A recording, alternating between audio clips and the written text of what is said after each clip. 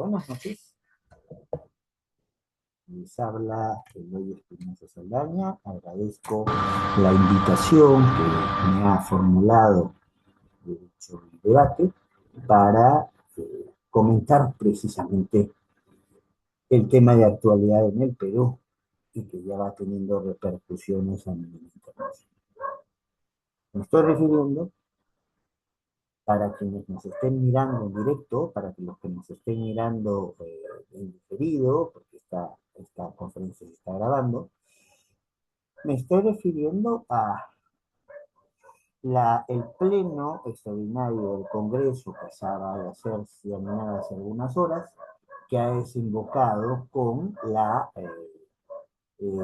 censura del presidente encargado de la República por su condición de presidente del Congreso. Al no haber sido censurado como presidente del Congreso, llega a la presidencia de la República. Y esto da consecuencias mínimas. Muchas gracias a quienes están viendo esto y voy a tratar de mantener el siguiente orden porque es mucha información y que está cayendo a borbotones en casi cada minuto. Primero, hablemos de los hechos que desencadenan esta situación. En primer lugar, ya había algunos reparos frente a la figura de José Geri por su comportamiento, su conducta en las épocas donde era congresista. Recordemos que él llega al Congreso como accesitario, porque quien ganó realmente la curul es Martín Vizcarra, el expresidente del Perú, hoy día en prisión, e inhabilitado para desempeñar cargos públicos. Entonces ahí llega Geri, ya, y después de que llega Geri, comenzamos a encontrarnos con ciertas cosas preocupantes. Su desempeño en la Comisión de Economía del Congreso es discutido. Hay gente que afirma, y mientras no se acredite estas afirmaciones, hay que asumirlas como una cuestión indiciaria, pero no definitiva, que habría recibido hasta favores de tipo económico por algunas actuaciones dentro de la comisión. Luego, él integra una comisión especial en su calidad de vicepresidente que se dedicó a investigar cómo actuaba una serie de empresarios chinos en el país, consiguiendo en algunos casos reales y en otras aparentes ventajas para poder acceder a proyectos de inversión de mediana o gran envergadura. Se plantea una denuncia eh, antes de que llegue a asumir funciones congresales, pero se tramita después, sobre una supuesta violación que él habría practicado con un señor Cardoso, a una señora que obviamente por obvias razones no voy a mencionar su nombre ni su apellido. ¿Qué pasa? Lo cierto es que ahí todavía queda mucho por investigar. ¿Por qué? Porque Cardosa, que se fugó del país tomando un avión para Francia en febrero del año pasado, creo. Entonces, Cardosa pide que se haga una ampliación de la instrucción que se está siguiendo y lo que pide es, oiga, el asunto también involucra a Geri. Entonces, ¿por qué? Porque lo que dijo la persona que fue violada es que tanto Cardosa como Geri habían participado en este acto monstruoso, pero cuando uno va a hacer inspección de elementos, se hace un examen si la persona violada tiene semen de Geri y no tiene semen de Geri. Allí se encuentra en el lugar donde se produjo la violación una camiseta corta, lo que se llama DVD aquí en el Perú, y eh, lo que ocurre allí es que al no encontrarse semen y solo la camiseta, el entonces fiscal supremo en temas de familia lo absuelve de todo cargo, pero se hace de la vista gorda cuando se está planteando una denuncia, una ampliación de instrucción por el tema precisamente de que no se había revisado esa ropa interior de Gerí y según afirma Cardosa, Gerí habría tenido problemas de carácter sexual, entonces no habría podido cometer el acto directamente, sino había usado un aparato, un instrumento para, estamos hablando de gente grande, la penetración de la agraviada. Eso no se investigó, eso quedó en el aire y es ese mismo fiscal que recién ha vuelto reincorporado por una sentencia de la actual composición del tribunal, es ese mismo fiscal quien, asumiendo la, la Fiscalía de la Nación interina, va, habla con Geri y declara, ahí lo pueden encontrar en internet, que Geri es su aliado y que ha permitido una mejora sustantiva del presupuesto del Ministerio Público. ¿No? Pues, las cosas como son. Que ahora, pero los temas más desencadenantes en los problemas que ha tenido, que tuvo Geri, fueron básicamente lo que se llamó el Chifagate y el tema de las contrataciones, digamos, express y dentro del Palacio de Gobierno. Me explico. Cuando estamos hablando del llamado Chifagate, aparecen en medios de comunicación una grabación que correspondería al 26 de diciembre del año pasado, en la cual se ve con capucha, con morral, al presidente de la República entrando a un restaurante de comida china, o fusión comida china cantonesa con la peruana, que llamamos chifar, chifar nosotros por el chifar del cantonés, ¿verdad? Y bueno, pequeño detalle, a quien va a visitar, al cual él denomina Johnny y lo califica como su amigo, ¿no? Es proveedor del Estado. Tenía pendiente la realización de una hidroeléctrica en la región Apurímac. Y lo que estaba pidiendo, que después cuando salta todo el escándalo se le deniega, lo que estaba pidiendo es que se le dé una ampliación de plazo para poder terminar lo que había sido escogido como proveedor. Como si eso no fuera suficiente, las declaraciones del entonces encargado de la presidencia, Eri, son contradictorias. Primero dice que fue por asuntos personales, particulares, y luego señala que lo que estaba era conversando porque este señor, alias Johnny, era, era una persona calificada, representante de la región de Fujian, una de las regiones más importantes de China, y por eso se reunía con él para poder organizar mejor el día de celebración de la amistad peruano-china, a la cual, por cierto, finalmente no fue él, a la ceremonia en cuestión. Fue en su representación un rato el ministro de Relaciones Exteriores, que no es canciller, por favor, se repite eso. En el caso peruano, no existe la figura de canciller como la figura de ministro. Lo que existe es ministro o ministra de Relaciones Exteriores, presidente o presidenta del Consejo de Ministros. Si el tiempo alcanza o las preguntas dan, me explico por qué. No. Entonces,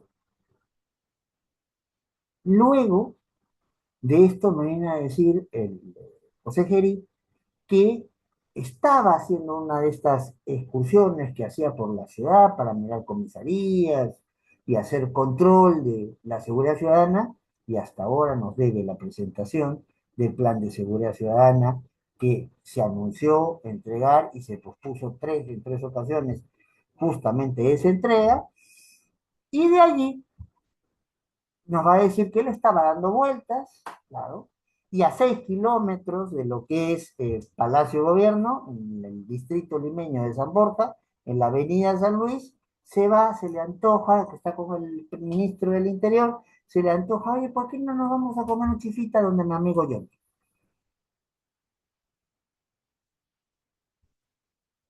¿A cuál de las versiones de Giri le creemos? ¿No? Luego de eso aparece otro video donde, siendo un día martes a las 6 de la tarde, ya estamos hablando de enero de este año, José Gerí va con alguna de sus de personal de confianza, tema al cual volveremos después, va y con su seguridad va allí y entra, dizque, a comprar caramelos en un local que se llama Capón Market. Capón es el nombre de la calle donde se comienza toda la zona del barrio chino. Este sitio está a la vuelta, en el Girón Paruro. Pero curiosamente va a un sitio que está clausurado, que no está en funciones. Y se le ve entrar con la persona que le acompaña, y cuando entra, se le ve tomar el teléfono, se le ve molesto con quien habla, no hay, hay video, pero no hay audio.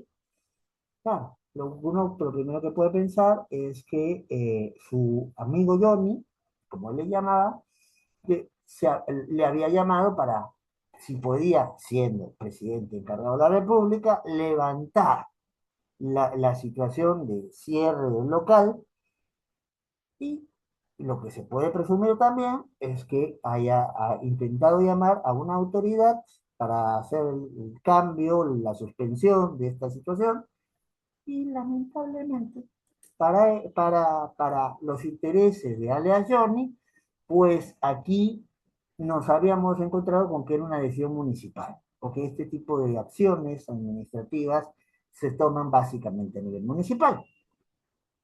Él dice después que fue al local porque tenía ganas de comprar caramelos. Es, realmente es muy extraño que un presidente de la República o un encargado de la presidencia de la República de un país salga a la mitad de la tarde, movilice a parte de su escolta todo para que vaya a comprar caramelos, caramelos chinos o de estilo chino. Pero lo hizo, pero fue al local de un proveedor del Estado, y se movilizan estas dos reuniones con recursos del Estado. Van autos del Estado, va con personal del Estado a que le acompañe. Esto suena muy claramente, guste o no, a tráfico de influencias y a peculado de uso. Estoy haciendo gestiones no registradas que pueden llevar al favorecimiento de una persona, de un grupo de personas, y para hacer la actividad que estoy realizando, estoy dándole un uso privado a bienes que son de uso público para su labor como presidente o encargado de la presidencia. A esto hay que añadirle que este señor Johnny tiene otro amigo, otro empresario chino, muy involucrado con la minería ilegal, que incluso ha sido procesado y tenía en ese momento una detención domiciliaria. No podía salir de su casa. Pero el que no podía salir de su casa estuvo en el restaurante cuando fue lo del 26 de diciembre, y se ha registrado que tiene 3 visitas a Palacio de Gobierno. Él dice que no conversó con él en esas ocasiones, pero la cita fue pedida y está en el registro del Palacio de Gobierno, fue pedida a nombre de José Giri. Geri nos añade que a este ciudadano chino solamente lo vio en el restaurante y estaba ayudando para las cosas de la comida y que no habló porque no sabía español, no sabía castellano. Curioso, ¿no? Porque este señor vive hace muchos años en el Perú y además tiene un certificado oficial del Ministerio de Relaciones Exteriores acreditándolo como traductor de castellano. O sea, sabía, no puede decirse que no sabía castellano. La respuesta cuando se acredita eso de Geri es, bueno, como no me conversó, yo entendí que no hablaba el idioma. Pero aquí es una cuestión para preocuparse. Como una persona que tiene procesos abiertos y que pelea por ser proveedor en diferentes proyectos del Estado peruano y está todavía con detención domiciliaria, se aparece en un restaurante de comida china, china peruana, y después va 3 veces a Palacio de Gobierno. Bueno, esto, además con las contradicciones que tuvo en sus declaraciones Geri, abre una puerta ya muy grande a los cuestionamientos anteriores que he mencionado. Pero la cosa no queda ahí. También el periodismo de investigación, que a veces comete excesos, pero que es necesario para preservar la vida democrática en cualquier país, pone en conocimiento de todos y todas que había una suerte de costumbre, ¿no? Habían personas básicamente del sexo femenino. Lo primero que se acredita son unas 5 señoras o señoritas, estado civil no lo sé, en todos los casos, que habían ido a Palacio de Gobierno, se habían quedado largo tiempo allí, algunas incluso habían de amanecida, y a los pocos días aparecían contratadas en el despacho presidencial o en alguna repartición del Estado con una orden de servicio. Para quien no está al tanto, la orden de servicio es la excepción a la regla. Yo contrato, no te hago un contrato a plazo indeterminado, sino como un contrato que supuestamente es para funciones específicas y porque yo tengo un gran conocimiento y demás, pero me ahorra de todo el proceso del concurso. Voy porque me llaman, me dan una atribución durante cierto tiempo y me pagan un dinero. Y a otra de las personas involucradas, lo que se le da también es con una vinculación especial, que se llama los llamados contratos FA, el Fondo para la Alta Gerencia del Estado peruano. O sea, yo quiero tener gente muy calificada en ciertos temas, trabajando para alguien que es una alta autoridad en el Estado peruano y se tiene una cuota de dinero asignado básicamente para instituciones que están vinculadas con el gobierno nacional y se le paga una cantidad sin que pase por un concurso en rigor, como son los concursos de unos contratos administrativos, alguna acreditación y basta ya, y cumplir con ciertos requisitos y entras. Bueno, primero se descubrieron 5 casos, después se habló de 9, después se habló de 15, y hay algunas fuentes periodísticas que hablan de 25. En cualquier caso, es absolutamente irregular que para la contratación de alguien tenga que pasar a hablar con el presidente de la República, ¿verdad? La presidencia de la República tiene un personal administrativo y entre ellos un responsable o una persona responsable sobre la contratación de su personal, el personal permanente y el personal de confianza. Y lo mismo todos los ministerios y lo mismo las diferentes reparticiones estatales, tanto a nivel nacional como a nivel regional como a nivel local. No había forma de que esto se diera y se dio. ¿Cuál es la respuesta que da Geri en una larga entrevista que le hacen el día domingo? Dice que él encuentra un aparato estatal en crisis, y que necesita convocar a gente de confianza suya o de su entorno y que por eso para poder asegurar si son las personas indicadas o no, si son las personas que tienen el tiempo disponible o no, si son las personas que están desarrollando alguna actividad que van a tener que dejar para asumir lo que se les está confiando o no, pues tiene que recibirlas. Y que estas explicaciones de que el asunto haya durado en algunos casos 4, 5, 6 horas, incluso con amanecidas en Palacio Gobierno, es porque un rato conversaban con él, pero después pasaban por toda la eh, tramitación administrativa y el funcionariado administrativo para consagrar sus contratos. Extraño, ¿no? Y sobre todo porque no todas las personas involucradas fueron contratadas para el despacho presidencial, o sea, algunas han sido contratadas para algunos ministerios. ¿Cómo se explica eso? Es, este tema lleva a un cuestionamiento y pasamos por cuestiones de tiempo, porque podría implicarse más detalles al respecto, pero para eso pueden estar las preguntas que vengan de inmediato o las preguntas que sean transmitidas a los buenos amigos y amigas de Derecho y Debate. Ya, se quiere hacer un cuestionamiento a Geri y ahí viene la discusión. Si lo que corresponde es plantearle una censura o una vacancia. Me explico mejor.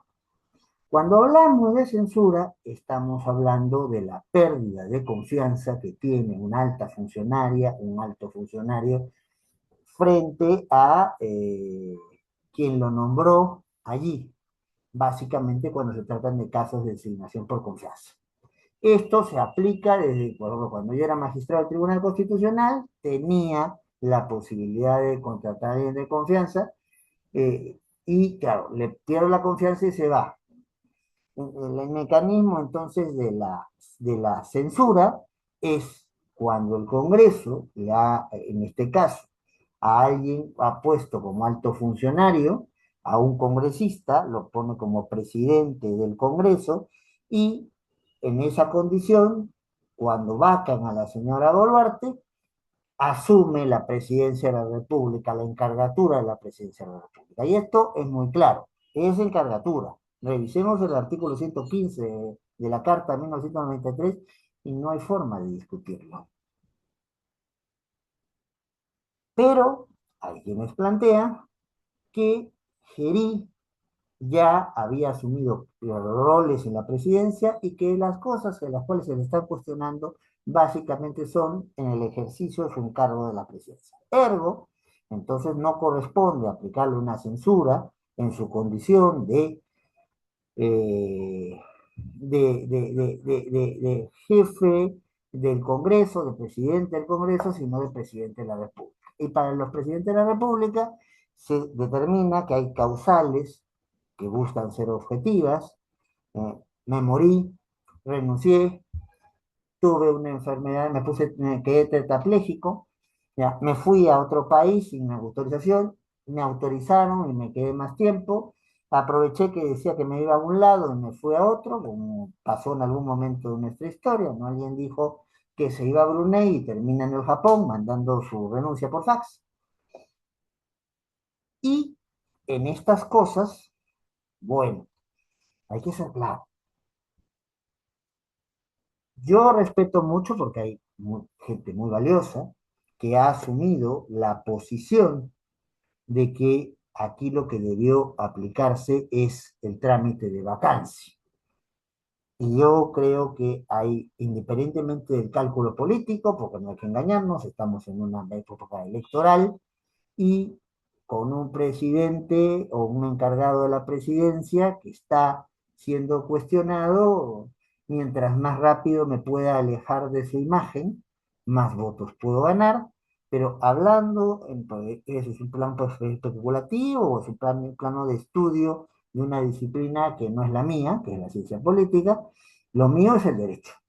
Y en términos jurídicos, lo que no se puede desconocer es que el intérprete ordinario de el texto constitucional no es es el primero, no es el final. El intérprete final vinculante es el Tribunal Constitucional en el caso peruano, pero quien está en la capacidad de inmediato de poder darle un sentido a una disposición contenida en nuestra Constitución es el congresista. Es la labor de quien tiene, no digamos sí, el patrimonio, pero sí la mayor legitimidad para dar normas con rango de ley y con fuerza de ley. Entonces, miren lo que viene a pasar, acá lo voy a leer porque es corto, textualmente, en diciembre del año 2000. En ese momento, estamos hablando del 4 de diciembre del año 2000, se publica en el diario oficial, para los amigos españoles que creo que nos están mirando, lo que sirve equivalente del BOE, en España, entonces se publica una ley. Esta ley, que es la 27.375, es una ley que se autodenomina de interpretación del artículo 115 de la Constitución Política del Perú. ¿Y qué dice? Artículo único. ¿Ya? Interprétese que el mandato conferido por el artículo 115 de la Constitución Política del Perú al presidente del Congreso de la República para que asuma las funciones de este último y de los vicepresidentes, lo más importante, no implica la vacancia de su cargo de presidente del Congreso ni de su condición de congresista de la República.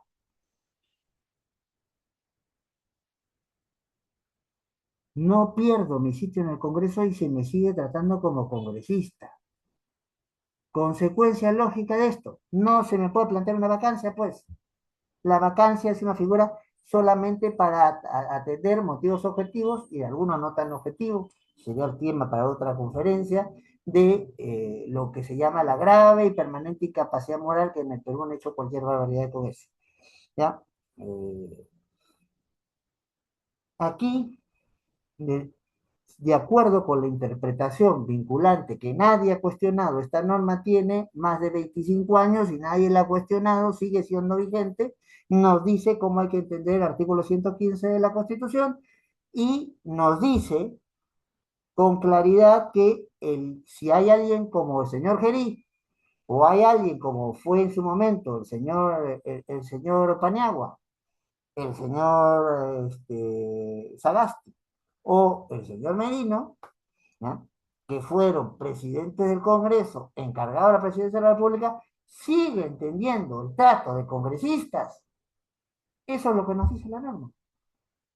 Norma que está vigente, cuya constitucionalidad haya cuestionado.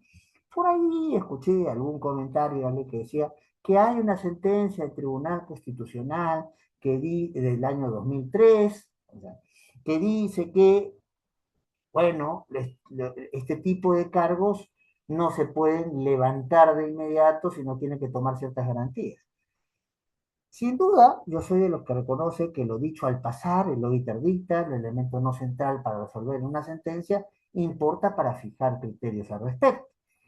Pero tendría relevancia si se hubiera planteado esta situación ante el Tribunal Constitucional. Si esta ley hubiera sido cuestionada por inconstitucionalidad, o si en algún caso concreto alguien considera que le están quitando alguna atribución para ejercer la presidencia de la República y planteo, alegando la violación de una serie de derechos fundamentales, planteo una demanda de amparo que llega por recurso de agravio al Tribunal Constitucional. Nada de eso pasó. Esta norma sigue vigente hasta hoy. Y esta norma fue suscrita por el entonces vicepresidente primero del Congreso de la República, el doctor Francisco Tudela, insospechable de simpatías con este, el gobierno Gerí, y la doctora Patricia Donaire, que por cierto está postulando en este momento al Senado por el partido Perú Primero. Ninguna vinculación con Somos Perú, por lo menos vinculación directa, o sea, con Jericó para hacerles el favor. Además, si hubiese sido esa intención, pues tendríamos que tener una visión del INSE para poder presumir o casi hacer magia, para presumir qué va a pasar 25 años después, ¿no? Esto está vigente, nos guste o no nos guste, y por eso lo que procedía en este caso es plantear la censura de Geri como presidente del Congreso y por ende perder la encargatura de la presidencia de la República. Aquí está la interpretación del artículo 115.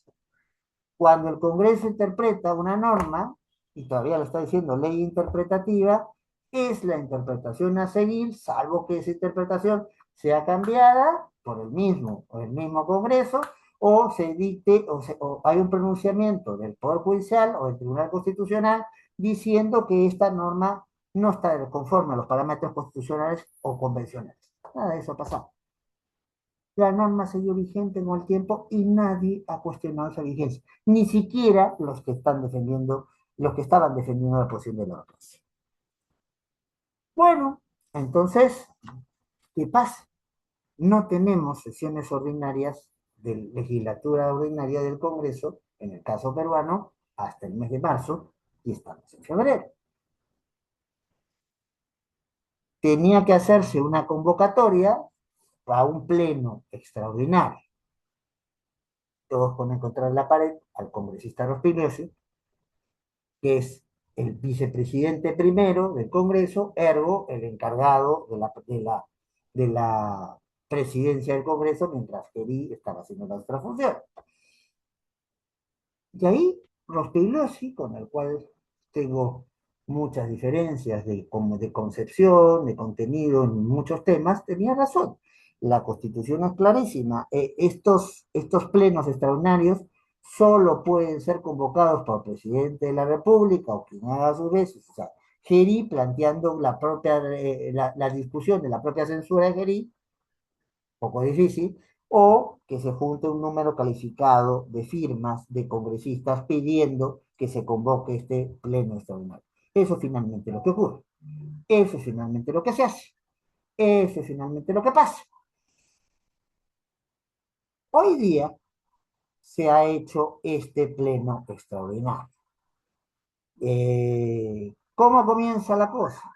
Llegan, se acreditan como presentes, porque no fue una sesión que permitiera un comportamiento híbrido, fue una sesión presencial. Mm, Acreditan 115 congresistas estar presentes. Bueno, a diferencia de la vacancia, donde está determinado que hay una votación calificada para poder despojar de su cargo a quien es presidente o es presidenta, en el caso de la censura, los límites son bastante más estrechos, bastante más cortos. Basta con tener mayoría simple de los congresistas que hayan, y las congresistas que hayan participado de la sesión y ya estás censurado como presidente o presidenta del Congreso. Pero aquí con 58 votos, que hasta donde mis matemáticas llegan es, porque sea 57 y medio, contemos 58, con 58 votos bastaba para darle pie a alguna de las 7 mociones de vacancia que se presentaron. ¿Qué es lo que ocurre? Las 7 mociones de vacancia tienen por lejos muy por encima de 58 votos. La que menos votos tiene 69 y todas las otras pasan de 70. Aquí viene un planteamiento del mismo Rospigliosi que me parece adecuado de poder acumular, o sea, no vamos a ver 7 discusiones distintas, sino hacemos una sola discusión al respecto. Sobre el tapete de inmediato, la congresista Luque, que era una de las ponentes de una de las mociones, le presenta un papel, han firmado todos los ponentes de las 7 mociones, haciendo un texto sustitutorio. Práctica congresal asentada en todas partes del mundo.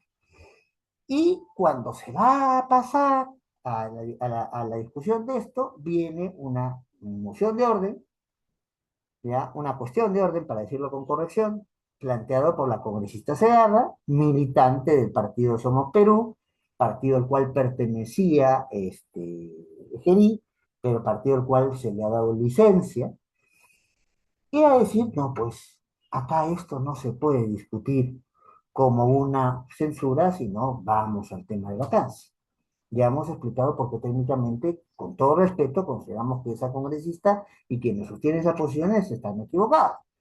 Pero, aquí viene la cosa, las cuestiones de orden se tienen que votar de inmediato, con un pequeño debate o sin ello. Eso ya es discrecionalidad del presidente del Congreso, el que haga sus veces. Presenta esta moción y la decisión que toma Rospigliosi y sus compañeros de mesa directiva, porque así lo señala Rospigliosi cuando interviene, o sea, conversa con el congresista Valdemar Cerrón y conversa con el congresista Iris López, que son los otros vicepresidentes, segundo y tercer vicepresidente, conversa con ellos y entonces dice, no, mejor abramos el debate, aunque no es obligatorio, pero para que todo quede más claro, abramos el debate. Y el debate fue contundente. En el debate hubo esta cuestión de orden fue rechazada por 71 congresistas, aprobada solamente por 34 y hubo un voto en abstención.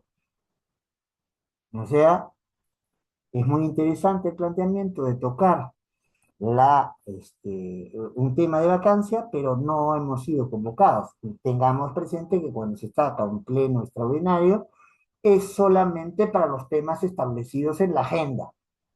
Si hubiese prosperado esta alternativa, hubiéramos tenido que, eh, ponernos en lugar de quien presidía la sesión, de suspender la sesión y esperar a la legislatura ordinaria para discutir la propuesta de vacancia, moción de vacancia que ya habían presentado. Una muy entusiastamente presentada por el congresista Montalvo, ¿no? que es de de la agrupación Perú.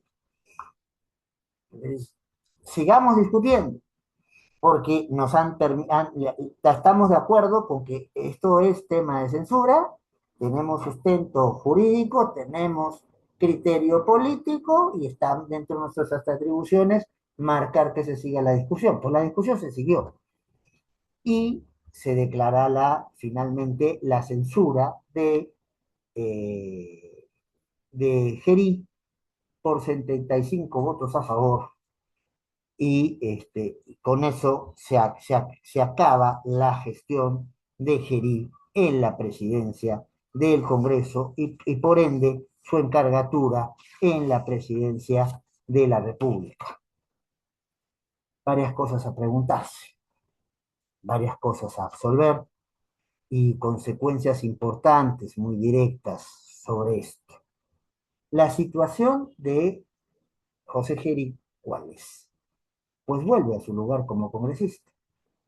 Y los procesos mejor dicho, procedimientos de investigación que estaban en trámite, ya no van a seguir la pauta más restringida, para mi opinión, indebidamente restringida por una sentencia dada por la actual composición del Tribunal Constitucional, en el caso de la señora expresidenta Boluarte, ¿no? Pero eso ya no le toca. Bueno, en realidad nunca le tocó, pero se va a plantear que se tiene que hacer van a poder solo investigar, claro que sí, pero ahora por más temas, según la conclusión que se había llegado por el Tribunal Constitucional, a quien se le vacaba, solo se le podía vacar por ciertas cosas específicas y se le podía investigar por la comisión de 4 delitos. Si hubiese indicios de comisión de otros delitos más que no estuvieran en esa lista, que está en el artículo 117 de la Constitución, lo que tenemos que hacer es comenzar a indagar hasta cierto punto, bajo ciertas condiciones que están puestas en la sentencia del Tribunal Constitucional, que por cierto no es precedente, con lo cual el tribunal puede cambiar de criterio con esta composición o con la que venga, Pero eso ya no toca, porque el señor siempre fue congresista y ahora vuelve a asumir plenamente su condición como congresista.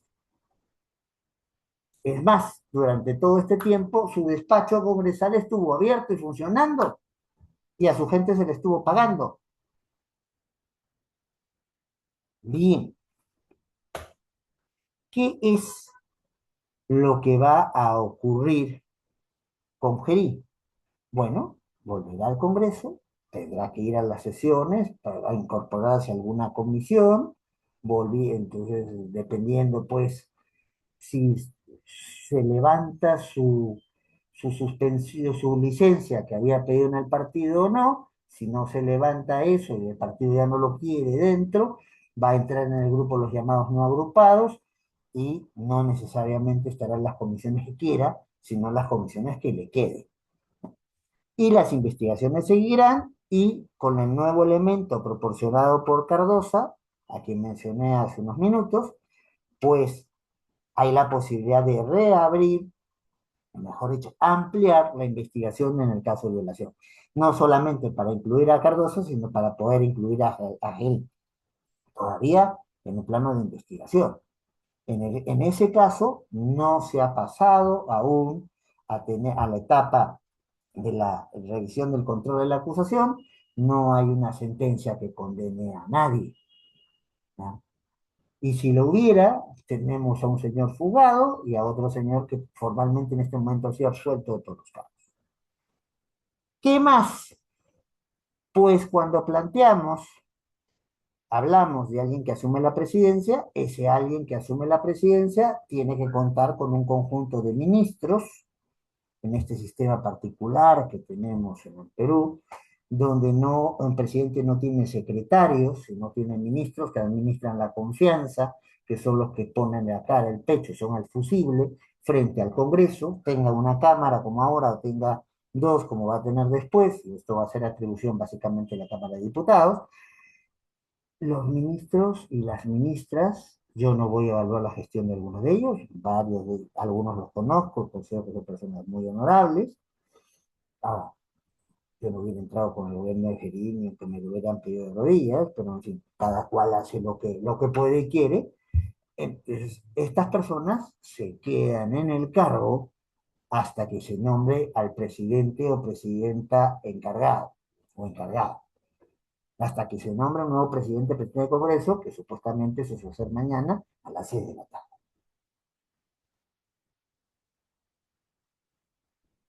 Ahora, ya el presidente de Consejo de Ministros en funciones ha dicho que renuncia a toda posibilidad a quedarse con el sustituto o la sustituta de Fidel. Decisión personal que se respeta. Pero finalmente, la permanencia de él y de todas las demás personas que componen el gabinete no es una decisión que corresponda a estas personas. Es una decisión que corresponderá a quien sea sustituto o sustituta de Jerez. Luego, otro tema que se cuestiona bastante, el tema de las candidaturas. Pues obviamente, si se va a tomar una decisión de censurar al presidente de la mesa directiva del Congreso o la junta directiva del Congreso, no es lo mismo, pero como normalmente se usan como sinónimos, dejémoslos para efecto de esta exposición como si lo fueran. No implica esta censura que esto abarque necesariamente al señor Ospiliosi, al señor Cerrón y al señor López. No, porque esto es solamente planteando la censura a quien le perdió la confianza es a Geri, no a Ospiliosi, no a López, no a Cerrón. Pero que duda cabe que la situación de ellos queda afectada y ya sabemos, porque ha sido hecho público en diversos medios de comunicación, que ya hay un planteamiento de una moción de censura frente al congresista Rodríguez. Y obviamente, quien sea elegido presidente o presidenta del Congreso mañana, no va a ser, porque aquí quien ha sostenido hasta el último momento la posibilidad el que Geri se mantenga en el cargo ha sido Fuerza Popular, ¿ya? La primera minoría dentro del Congreso actual. Y claro, ahora el escenario más bien parece ser más favorable para los candidatos o candidatas que no sean de Fuerza Popular o no sean afines a Fuerza Popular. No va a haber un control tan directo como lo hubo en su caso con la presidenta Boluarte o con el encargado de la presidencia Gerí.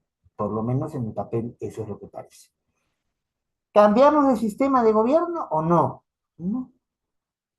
Seguimos siendo entonces, un Estado que tiene una estructura de base presidencial. ¿Por qué? Porque el elemento clave dentro de los sistemas presidenciales es que el presidente, la presidenta, es jefe de Estado y jefe de gobierno al mismo tiempo. Representa a la nación, compone los grandes conflictos en la sociedad, pero a la vez es el que maneja la gestión de todos los días. Es el que toma las decisiones más importantes del día a día en el país. Y eso no ha cambiado. Lo que pasa que si hay alguna característica que diferencia al presidencial, al esquema presidencial norteamericano, y ahora no tanto gracias a Trump, con lo que pasa en los países latinoamericanos, y pues se habla de presidencialismo latinoamericano, es que nosotros, en el caso peruano, más pronto que otros países, del subcontinente, comenzamos a incorporar instituciones de un sistema parlamentario, tenemos ministros, no secretarios, tenemos ministros que refrendan, o sea, el presidente o la presidenta no tienen responsabilidad política, tenemos la posibilidad de que este Congreso, y esto va a ser solo la Cámara de Diputados, este Congreso puede interpelar, puede censurar, a los ministros. Incluso hay quienes decían que con la confianza que se pedía inicialmente con el artículo 130, que prácticamente lo han desactivado, una situación planteada a la limón entre la actual composición del Congreso y la actual composición del Tribunal Constitucional, decían que era investidura. No, señores, otro error. La investidura existe en los países de corte parlamentario porque todo el núcleo del poder viene del Parlamento y yo soy básicamente un parlamentario, una parlamentaria, puedo no serlo, pero la tradición es que lo sea, al cual le invisto de cargo de ministro o de ministra. Antes de que yo no tome la decisión en el Parlamento, porque ahí se habla de Parlamento, no de Congreso, y de Gain lo cuenta muy clarito en castellano, Parlamento es la idea del rey que baja, que parla, que conversa con los representantes de los sectores. Congreso es la reunión de los representantes elegidos por nosotros, el pueblo. La típica frase de la Constitución de norteamericana. Y entonces en este escenario, ¿qué es lo que pasa? Cuando presidente o presidenta de la República tienen mayoría congresal, tenemos un escenario de presidencialismo fuerte, con gobierno fuerte. Quiero decir, claro, las fuerzas de oposición que están en el Congreso lo que van a hacer es un control buscado más como garantía de poner en evidencia ante la opinión pública que las cosas no se han estado manejando bien o podrían manejarse mejor. Punto. Y no les queda nada más porque no tienen los votos para poder censurar a un ministro o una ministra. Y ahora con una sentencia del Tribunal Constitucional, yo soy muy amigo de mis amigos, pero soy más amigo de la verdad, muy cuestionable, en la práctica se ha suprimido la cuestión de confianza, la posibilidad que algún ministro, ministra o el conjunto o el gabinete de ministros vayan y planteen un tema como un tema urgente para su gestión, y si no me lo dan, buenas noches, buenas tardes, buenos días, renuncio al cargo. En la práctica ahora eso ha desaparecido del mapa porque la actual composición del tribunal ha dicho que es el Congreso quien evalúa si lo que le están planteando como cuestión de confianza va o no va, o sea, el gato de despensa. ¿Ya? Entonces, pero eso pasa porque en este momento a partir de hace buenos años, Esto comienza básicamente este problema con la gestión Kuczynski, ¿no? Eh, donde el presidente de la República, con su caso más grave, el caso Boluarte, la presidenta de la República, no tiene mayoría en el Congreso, que hasta hoy es unicameral, o no tiene bancada, como pasaba con la señora Boluarte. Entonces, en esos casos ya no tenemos a un presidencialismo con presidente fuerte. Tenemos un presidencialismo con Congreso fuerte. Congreso que prácticamente lo puede hacer todo lo que quiera, ¿ya? Porque obviamente quien está más expuesto a mecanismos de control, sea, habiéndose habilitado una vacancia la presidencial por grave y permanente incapacidad moral, cosa que se tomó del siglo XIX del derecho civil francés, donde moral era mental, o sea, presidente, no digo presidenta porque no teníamos en esa época presidenta, se ha vuelto loco, y tenía un trastorno mental grave. Eso copiado de una decisión tomada en Ecuador por Bucaram, por el caso Bucaram, se toma para el caso Fujimori, que en realidad debió ser vacado por otra causal y no por eso. Entonces ahí se arma una enorme discusión que nuestra composición del tribunal no llegamos a resolver y que en una sentencia que tampoco es precedente de la actual composición del tribunal, prácticamente en la sentencia del caso del expresidente Castillo Terrones, se dice, bueno, incapacidad moral es una evaluación de conducta y es una evaluación de conducta hecha por el Congreso. O sea, si usted junta los votos necesarios, puede vacar a cualquier presidente, cualquier vicepresidente. Pero entonces, a tal caso, el Perú se hablar de un presidencialismo muy atenuado, un presidencialismo con Congreso muy fuerte y presidente o presidenta muy debilitados, e incluso, como decía ya el finado profesor Pedro Planas, del semiparlamentarismo.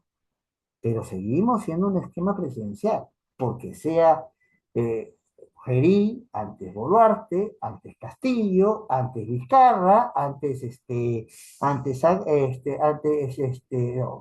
perdón, antes Castillo, antes Sagasti, antes Merino por 5 días, antes Vizcarra, todos ellos y ella han sido quienes tenían la última decisión. Que si estaban más controlados o menos controlados, esa es otra cosa. Pero formalmente, la última palabra para la gestión del país y para la representación del Estado peruano está y sigue estando en quien preside la República. No hemos hecho cambio de sistema. Yo escucho con mucha preocupación como algunas personas dicen, hemos pasado a un sistema parlamentario. No, en un sistema parlamentario todo gira en torno al Congreso, que en esos casos se llama Parlamento, porque viene de la tradición del monarca, o la monarca que habla con sus estamentos, pero el núcleo de la legitimidad es que quien asume las altas funciones de gobierno, le hace lo que ahí sí es primer ministro, y acá es más o menos un ministro, una ministra coordinadora, y punto, es el jefe de gobierno, en España somos claros, llaman al presidente o presidenta del gobierno, tiene que ser elegido por las cámaras, una o dos, no importa, lo que tengan en ese país, tiene que ser elegido, y depende, casi siempre estamos hablando de quién es líder o lideresa en el partido mayoritario o en la alianza mayoritaria. No hay elección popular de quien es a su vez jefe de Estado y jefe de gobierno. Y eso sí sigue pasando acá. Nos gusta o no nos gusta. Entonces, la base de ser presidencialistas está. Si quieren, hablemos de presidencialismo con presidente débil, hablemos incluso de semiparlamentarismo, pero aquí no hemos pasado por esta decisión a hacer un sistema parlamentario. Nos acercamos mucho a las consecuencias, pero estamos muy lejos de los orígenes. Bueno, ¿qué otras cosas más para mencionar y no aburrirlos? Ya me estoy tomando casi la hora a la cual se me pidió exponer, y vengan las preguntas si es que hay. La repercusión política y la repercusión económica son grandes temas que no voy a tener tiempo de tocarlos en detalle, pero vamos soltando algunas ideas. En el caso de la cuestión económica, esto en el corto plazo no necesariamente va a causar efectos en la economía del país. ¿Por qué? Porque esta ya es siete presidentas, siete presidentes o encargados de la presidenta y una presidenta en una década. Entonces, ya los grandes agentes económicos están acostumbrados que este es un país con potencialidad económica muy grande, pero inestable en el manejo de la política institucional. Vemos qué ha pasado con el tipo de cambio. El dólar hoy día más bien es más débil frente al sol que ayer. Y lo que ha pasado en la bolsa de valores es, sí ha disminuido un poco las acciones del país, pero básicamente por un intercambio de precios en la cuestión minera. Pero esto sí tiene una incidencia en una mirada de más de largo plazo, ¿ah?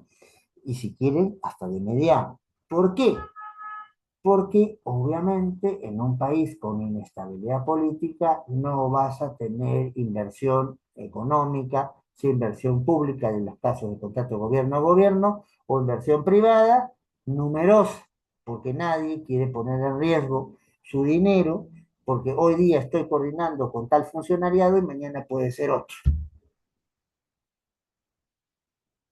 Y porque para poder desarrollar una actividad, sobre todo un país que tiene un déficit enorme en lo que es infraestructura y en algunas actividades como energía, es vital, sin energía no puedo generar infraestructura y si no genero infraestructura, no voy a tener ni crecimiento ni desarrollo. Esto está clarísimo. No es el momento ni el lugar para exponerlo en detalle, salvo que alguna de las personas que estén presentes lo pregunten o me manden las preguntas a través de Dirección de Debate. ¿Y qué pasa? El Perú crece. Crece porque en este momento el precio del oro es el más alto probablemente en toda su historia, de lo que ha registrado, y el precio del cobre también, y el precio del plata también, y o coincidencia, estamos entre los principales productores de oro, plata y cobre en el mundo. Entonces, seguimos siendo el país que vive de los llamados commodities. Y nuestros commodities ahora están en alza, no sabemos por cuánto tiempo más.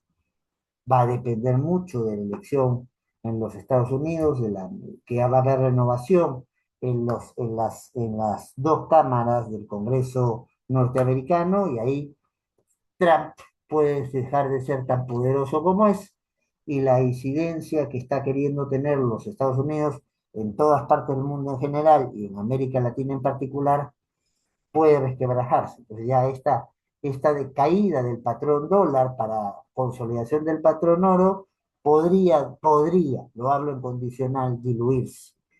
Pero lo cierto es que podríamos crecer tranquilamente un 5 o 6% y con suerte este año está la discusión si es 3.2, 3.4, 3.5. Sí afecta. Antes se habló durante mucho tiempo que esto corría en canales separados, que lo que pasaba en la vida política e institucional no afectaba a la economía. Esa es una de las mentiras más grandes que nos puede contar. Claro que afecta. Si yo tengo un escenario inestable, no invierto en un escenario inestable, salvo que sea una inversión estratégica, porque soy la segunda potencia económica del mundo y quiero salir a comunicarme con la décima potencia económica del mundo. Cualquier parecido con la realidad es más que mera coincidencia. Entonces, o tenemos las inversiones golondrinas. Pongo mi dinero acá porque hay condiciones inmediatas que me favorecen, pero a los 2 días, si lo puedo, lo estoy sacando. Inversiones sostenidas en el tiempo es muy difícil cuando tienes un país donde no pasa ni un año y ya estás cambiando de presidente o de encargado de la presidencia. Sí hay una afectación que no se ve en el corto plazo, porque ya los agentes económicos a nivel local y sobre todo a nivel mundial ya asumen que este es un país que crece porque tiene recursos para crecer, pero que tiene una inestabilidad política que lo más estable es la inestabilidad política que se vive en el Perú desde hace varios años. Y en el término de la repercusión política, solamente haré un bosquejo de algunas cosas que me parecen las más importantes, de la política interna y en las relaciones internacionales. A nivel de la política interna, estamos en un ya en la dinámica de unas elecciones generales que deben hacerse el 12 de abril de este año, o sea, menos de 2 meses, y claro, el garante de que el país camine con cierto orden y que se respeten las condiciones básicas para hacer unas elecciones creíbles es quien preside la República. Y esto, sin duda, crea una situación de fricción, por decirlo menos. Aparte de ello, se estaba acusando mucho al gobierno Gerí de ir haciendo una repartición más política que técnica de ciertas dependencias del Estado. No solamente por el caso de estas señoras o señoritas que lo fueron a visitar. Hay instituciones que parecieran tener nombre y apellido de alguna agrupación política. ¿Eso con la nueva correlación en la encargatura de la presidencia de la República se va a mantener o no? Lo más probable es que no. Que no cambia radicalmente, porque son los mismos partidos los que están en el mismo Congreso, no hay una renovación del Congreso, pero de que pueden haber algunos cambios en la cuestión política y que hay que asegurar hoy mejor que nunca las condiciones de neutralidad electoral. Por eso me parece muy bien que las cuatro candidaturas que se están presionando para mañana definir quién se encarga de la presidencia de la República en tanto y en cuanto preside el Congreso, ni o sea, ninguno de ellos sea en este momento candidato hasta donde yo sé, ni el señor Raimundo, ni el señor Acuña, de repente me estoy equivocando, pero me queda muy claro que la señora Alba no es candidata, porque su partido ha sido inhabilitado, postulado a las elecciones generales, y, el señor Balcázar, bueno, y si fueran candidatos y son elegidos, tendrían que renunciar a sus candidaturas, lo cual sería muy difícil. ¿Cómo materializarlo? Porque ya el plazo formalmente establecido para la renuncia de candidaturas en las elecciones generales ya venció, fue hace unos días que terminó. Con lo cual ahí podemos tener desarreglos políticos añadidos a los desarreglos políticos que ya tenemos, con un presidente que tuvo una credibilidad, encargó la presidencia con una credibilidad muy alta y que después de estos acontecimientos, cuando se ponen en conocimiento de la ciudadanía, va bajando, va bajando, va bajando y pasa de un 60 y tantos, o sea, un 70% a un 30 y tantos y seguía bajando. Y la última encuesta que se ha hecho a nivel nacional demostraba que el 68% de la ciudadanía consideraba que Geri estaba involucrado en la comisión de un comportamiento delictivo. No es la mejor manera de legitimar el ejercicio de un cargo, ¿verdad? Eh, Vamos por último, por lo menos de mi parte, y en este caso, a el tema de la política internacional.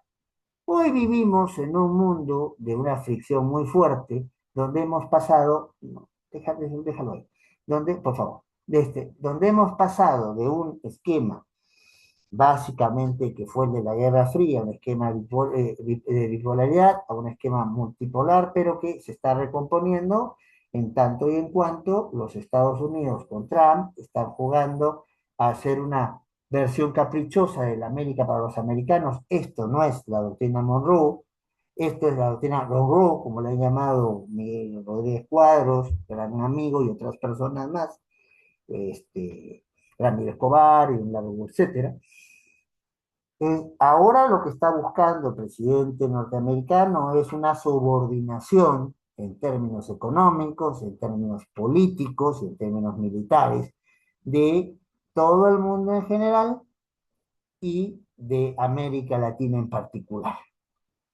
Si no veamos las condiciones que se están imponiendo en Venezuela, independientemente de que para Maduro fue siempre un presidente que se manejó bajo pautas dictatoriales y que termina falseando el resultado de unas elecciones en julio del año pasado para quedarse en la presidencia. Él no ganó la presidencia, punto. Pero independientemente de eso, ahora hay casi un protectorado sobre Venezuela y hay un gobierno, con todo respeto a mis queridos amigos y amigas argentinas, un gobierno que casi le hace de porrista a la administración Trump, ¿no? Milei, por si alguien no se da cuenta de qué estoy hablando. Pero frente a esa incursión norteamericana con toda la fuerza, en el caso de los países europeos y los países asiáticos, Rusia quiere hacer sentir la fuerza militar que le dejó la antigua Unión Soviética.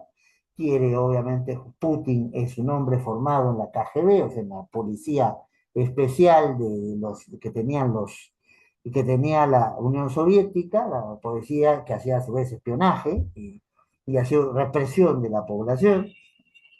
Y en esa lógica, Putin se comporta como si hubiera comportado un zar de hace muchos años y como se hubiera comportado el jefe del esquema de los soviets también de hace algunos años. De democracia, nada. No puedo, después, si alguien me pregunta, contar una experiencia concreta, gráfica, que cuando estuve en Rusia, pinta de cuerpo entero cómo se manejan las cosas ahí. Pero la incidencia de Rusia es fuerte, pero fuerte hacia Europa, y quiere hacerse sentir en otros espacios. Hoy mismo ha salido una declaración oficial del gobierno ruso diciendo que van a desplegar su armada por diferentes partes del mundo si la administración Trump sigue con la misma práctica de estar incautando aquellas y desmantelando e incluso provocando personas muertas y heridas porque dice que son embarcaciones que están llevando drogas, ¿no? Ya Putin está poniendo la pata arriba, además el asunto de la guerra con Ucrania no se le ve un fin claro.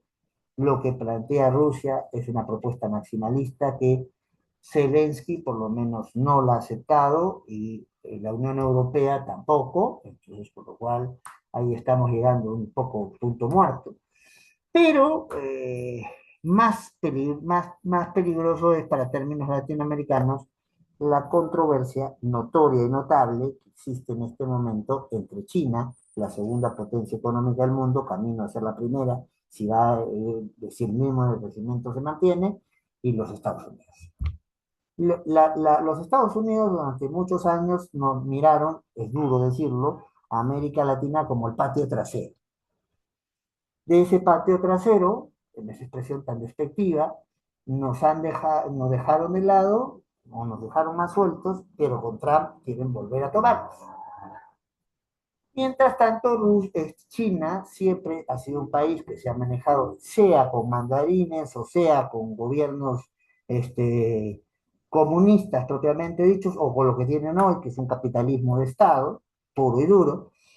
Siempre la idea ha sido una visión estratégica de la proyección de la ruta de la seda, que busca llevar de China a tener canales para llegar a Europa, pero no solamente canales cruzando Rusia, que obviamente es una potencia con la cual es más difícil negociar, una potencia básicamente en lo militar, pero buscar el camino del Pacífico. Hoy el grueso de las economías más importantes del mundo están lindando el Océano Pacífico. Y entonces es en ese contexto donde China plantea, ya está bien, formalmente es una empresa particular, ¿ya? Está planteando, entonces se encarga con Ho Chi Minh de manejar el megapuerto de Chancay, aquí cito nomás, al costado de Lima, en menos de 100 kilómetros. Y que hay una sentencia reciente de primer grado de instancia del Poder Judicial que convalida que se maneje con pautas privadas, a pesar de que todo el mundo sabe que las empresas chinas son empresas que directa o indirectamente son conformadas con capitales del Estado chino.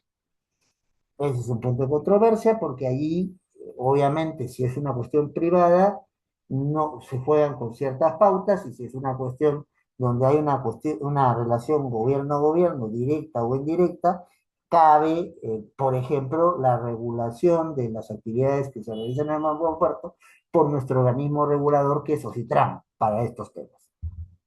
Vamos a ver las políticas que se había jugado en el gobierno, en los gobiernos anteriores, era buscar, el Perú fue incluso en alguna época el gran promotor de un tercer camino, cuando el pleito era entre Rusia y Estados Unidos. Ahora, frente a las preocupaciones, por decirlo de alguna manera, entre Rusia, entre China y Estados Unidos, bueno, se había jugado a mantener una posición independiente. Pero en el gobierno de Geri, esto guste o no guste, lo tengo que decir, lamentablemente no estábamos negociando, no estábamos haciendo una doble negociación, estábamos haciendo un doble alineamiento. No nos metemos con las inversiones chinas, hacemos una comisión de investigación en el Congreso y ese proyecto se lleva al Pleno y nunca se termina de discutir, lo mandan a comisiones y lo mandan nuevamente a la comisión respectiva, que ya está desactivada, con lo cual la investigación a la inversión china queda en el aire. Esta sentencia del Tribunal Constitucional, perdón, del Poder Judicial, mientras tanto estaría habilitando a que siga habiendo inversiones chinas de gran magnitud, pero ahora Trump nos ha mandado a un embajador de los Estados Unidos en el Perú, de apellido Navarro, con orígenes, vinculaciones latinas y con una esposa peruana, que ha venido con una lógica que no es propia la de un embajador. Interviene, opina sobre asuntos internos y se da una reunión con el ya cesado encargado de la presidencia Geri, quien va a visitarlo cuando las cosas deberían ser al revés, y dice, ha cambiado el menú, ya no tomemos chifa, o sea, la comida china, o con fusión con la comida china, sino hamburguesa. Típico estilo Trump. Nosotros queremos tener injerencia, no solo incidencia, injerencia en la toma de decisiones. Es más, hace 2 días, el embajador Navarro hizo declaraciones públicas que por la estabilidad del país lo mejor era que no moviéramos a gente. Con todo respeto, ¿qué tiene que decir ese señor al respecto? Su labor es la de fomentar las relaciones entre Perú y Estados Unidos en los diferentes ámbitos. No el de pronunciarse o de dar directivas o sugerencias públicas sobre cómo se deciden los asuntos internos de la política peruana. Ese no es su trabajo. Y también ahí hay una cuestión pactada por el gobierno Geri, que vamos a ver cómo queda, que es la cuestión militar. Habíamos asumido que nosotros que tenemos lo que es los equipamientos para las diferentes ramas de las Fuerzas Armadas y también de las Fuerzas Policiales, muy debilitados por antiguos, por poco, ya por no decir obsoletos, y es un país que de hecho tiene que comprar. Pero lo que se estaba planteando, por lo menos a nivel de la Fuerza Aérea, era dejar de lado propuestas de otros estados y asumir la propuesta norteamericana. ¿Cómo queda eso? ¿Cuál va a ser la postura que va a asumir el nuevo o la nueva encargada de la presidencia de la República? Pues no sabemos, porque lo que se ha hecho, como esto tiene que hacerse pronto, hoy mismo en la tarde se ha cesado a Geri y hoy mismo en la tarde se ha dicho que mañana a las 6 de la tarde se están nombrando al reemplazante o la reemplazante de Geri. Y obviamente ninguna de las cuatro candidaturas se ha hecho una presentación de plan de gobierno, ni mucho menos. Acá va a ganar correlación. No importa que yo tenga la mejor propuesta, no, gana correlación. Y en función a la correlación que gane, es que miraremos este tema. Un último tema que se me estaba pasando y con esto termino. ¿Hay vacío de poder o no?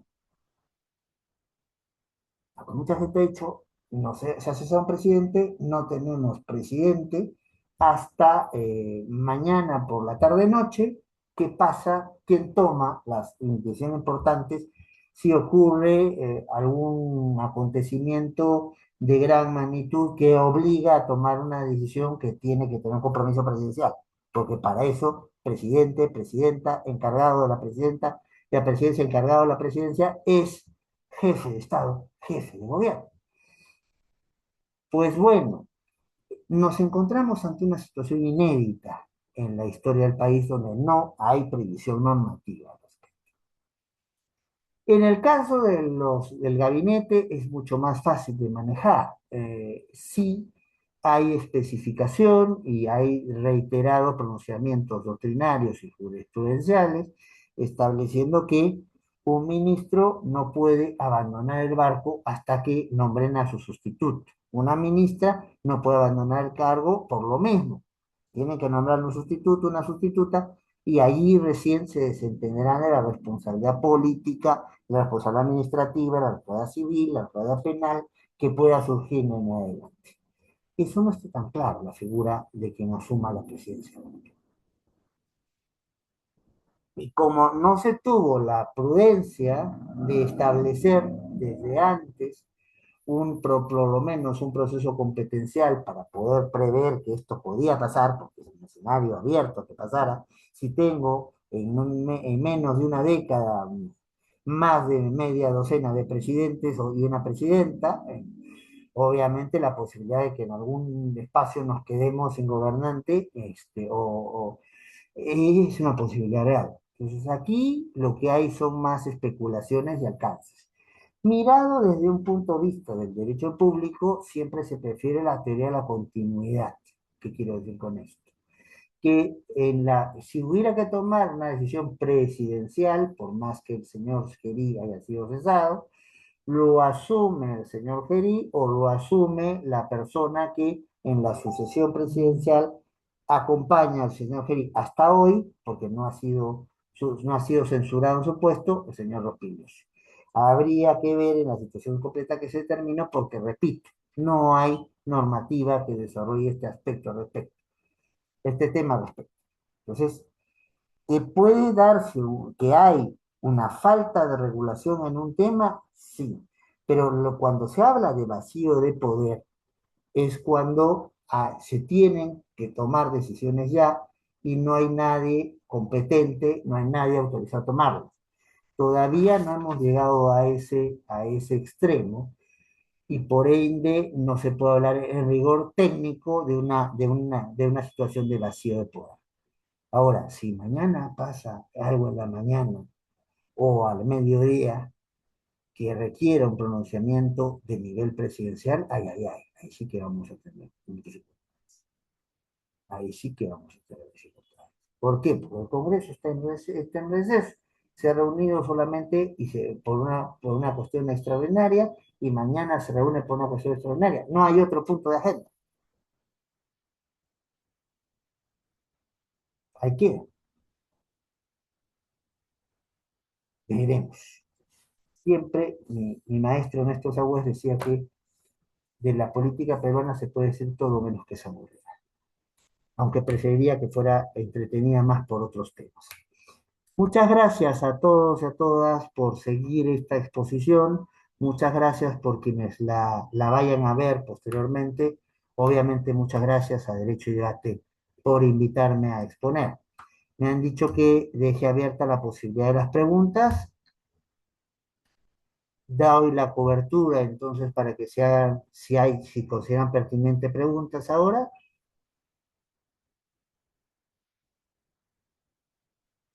Pues bueno, parece que o ya la cosa se dilató mucho o los he convencido demasiado.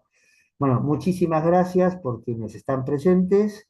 Repito mi agradecimiento a Derecho y Debate y a las personas que puedan ver luego esta